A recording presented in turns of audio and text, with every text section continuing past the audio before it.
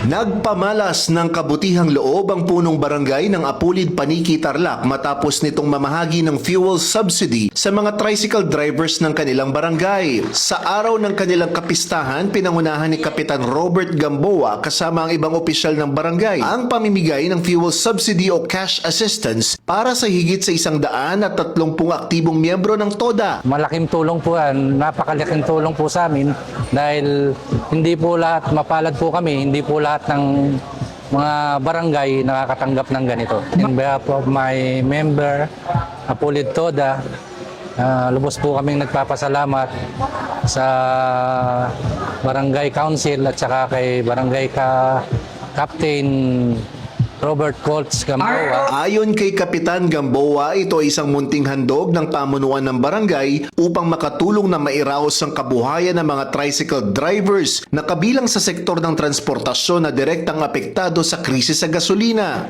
Para po makatulong sa mga kasama namin mga driver po. Dahil sobrang taas po ng gasolina, alam po namin na nagkukulang sila sa pamasada kaya nagbigay po kami ng kayo. Ang Barangay Apulid ang kauna-unahang barangay sa bayan ng Paniki sa Tarlac na nagsagawa ng inisyatibo upang tugunan ang hinaing ng mga tricycle drivers. Para sa One Balita Central Luzon, ako si Jim Hipolito, laging on call sa balita.